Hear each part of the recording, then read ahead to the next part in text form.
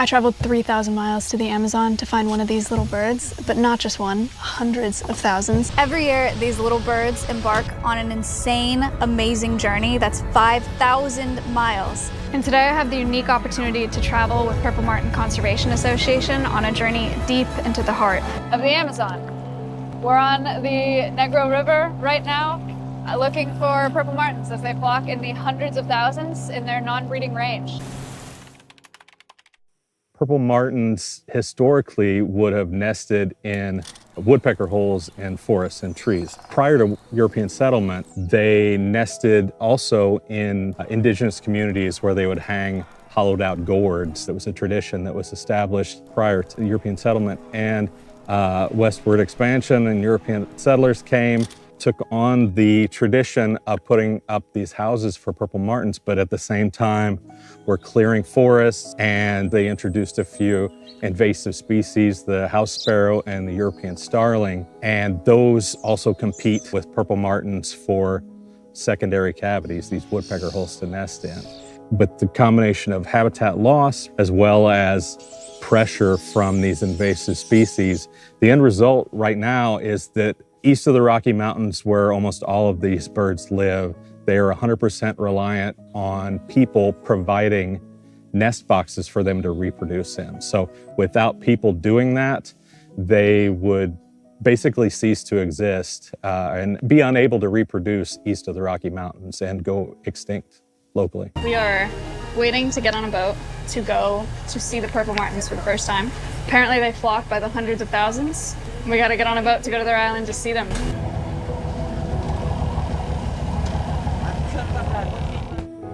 The weather's really nice right now. It's cooled down quite a bit. Sunset is coming and it looks really beautiful. I think it's gonna be sick when the sun actually sets. So we traveled on this little boat to this island. This is where the purple martins roost. So we are waiting here until sunset when they all fly down to the roost to see them all. Oh, there they are. All right, oh my gosh, we're seeing a lot of birds all of a sudden. I don't know if the camera can catch that. There were like a couple sprinkled in there, and now you look up and it is just birds. So many birds. And there's gonna be a lot more. It'll look like there's nothing here, but just wait. There's a lot of birds here right now.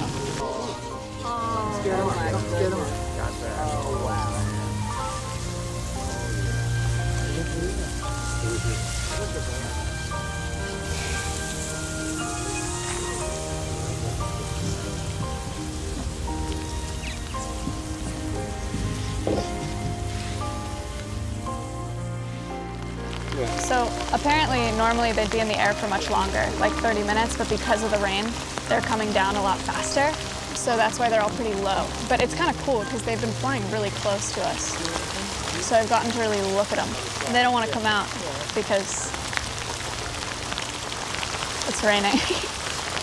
Birds. Here. All right, this was our first attempt at finding martins, but we're seeing more rain than birds right now. There's some birds going by us right now, but not nearly as many as we were hoping to see today. So we'll come out in the morning and find them again. Hopefully they'll be more interested in coming out when it's not so rainy.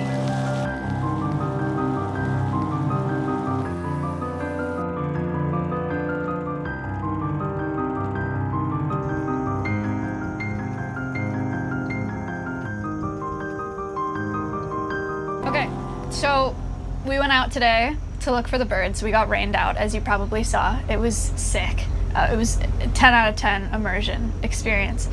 But it was bad for birds because they didn't want to hang out because it was raining. So our plan now is to go to sleep on this boat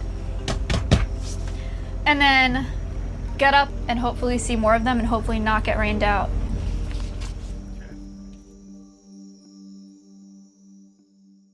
What threats are purple martins facing today?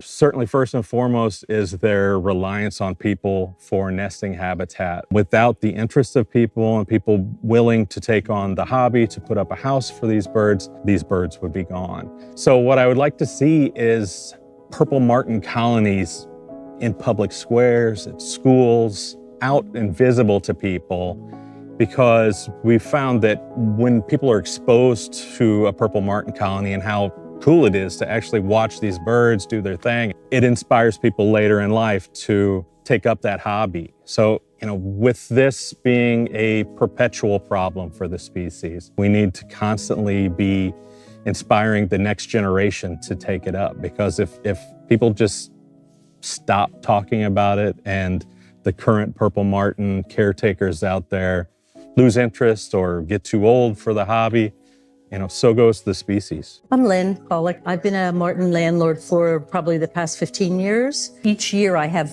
a purple martin party, and it's a big feast out in the side yard, and up to 70 some people come. So I show them the birds, I take the nest down. So I want to incorporate education into it so that they know what it is. I just pray to God that younger people get an interest in it. We need another generation coming up behind us that will care for these birds, because we all seem to be the same age bracket, the baby boomers. I gotta fix that in my area. I have to fix it. We're back at the Purple Martin Island Roost at sunset to see if we can see more birds today. The skies are so far so clear. We are really, really hoping that we see a lot of birds today. Fingers crossed, one, we don't get stuck in here, and two, that we see a lot of birds.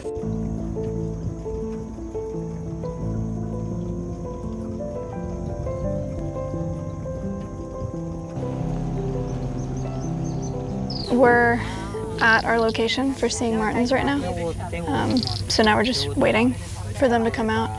They leave the roost at sunset to eat bugs like this guy. He's gotta go, man. You gotta get out of here, skedaddle.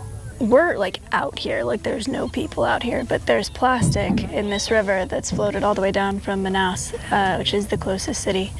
There's just bottles everywhere. We were starting to get worried about seeing these birds because it's getting dark and we weren't seeing them, and we were like, maybe they landed somewhere else. But we are starting to see them. They're too high up for the camera to see right now. They're here, they're gone. They're here, they're gone. They're here, they're gone. Look at the bush on there on the horizon. Oh no, they're here.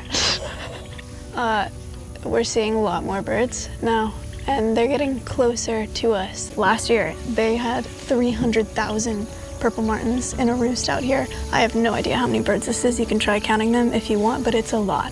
They're aerial insectivores, so they're coming back to their roost for the night and eating a bunch of aquatic insects, eating a bunch of bugs and stuff as they're flying around. And every single one of these birds in the sky right now came from somebody's backyard in the United States, everywhere east of the Rockies. These birds are entirely dependent on artificial nesting that people provide for them. So all of these birds came from somebody's backyard in the US, and now they're here for about 2 weeks until they molt, and then they make a 2-week migration back to the States. It's crazy to see this many in person. Purple martins have lost 25% of their population in the last 50 years for lots of reasons. One of them, they compete with invasive species in the US, European starlings and house sparrows for nesting. That's why they have to get artificial nesting provided by humans. Pollution, pesticide use, again, they eat insects. So pesticide use with insects, and then the use of mercury for gold mining in the Amazon bioaccumulates in these insects. They eat them, they get very sick. Climate change. These birds now have to deal with extreme weather events on their migration, so they're burning through their fat reserves and leaving no room for air on the way back. This is not the roost that these birds were at last year. They had to go out and find the roost before we got here. They picked a new one because the water level here is the lowest that it's been in the last 120 years. It's really important to conserve these birds. One, because they're beautiful and so cool and they just deserve to exist, but also because they're aerial insectivores. They help regulate our insect populations. And I just learned the other day that they help the biodiversity in this river around this roost. The biodiversity of fish is greater underneath their roost because of all the droppings that come from these hundreds of thousands of birds. I saw purple martins, I saw a migratory roost in Austin like 6 months ago because they migrate from the US to Brazil every year. And we saw a ton of these birds, but it's insane to see them. These are the same ones. It's insane to see them all the way over here. They're such a cool conservation story for us to learn because they're affected by everything on the board: pollution, climate change, invasive species, pesticide use, just everything. And you think of things in the Amazon, you think of things in Brazil, and you think there's nothing you could do about it, but every single one of these birds came from somebody's backyard in the US. It's just a crazy, crazy story of how much we can do, you know? You can see them all landing. They've all come in to eat a bunch of insects and they're just dropping into this roost to sleep for the night. And they've disappeared out of the sky, they're gone. So one of the reasons I wanted to make this video is because I've done work with Purple Martin Conservation Association for a few years. It's just a really, really cool conservation story, and there's a lot for us to learn from these little birds. They tell a really, really big story, things you can do to help them. You can put up purple martin nests in your backyard in the US. Check out more info on PMCA's website about that. Planting native plants to help with insect populations, avoiding pesticide use to help with insect populations because that's their food, conserving the Amazon because this is their habitat, or their non-breeding range. So eat less beef, consume less, reuse more, and go support PMCA. They've helped a ton with making this video, and they do such important work for these little birds, and they are the future for them. So if you want to see them stick around, go give them a follow and a donation if you could.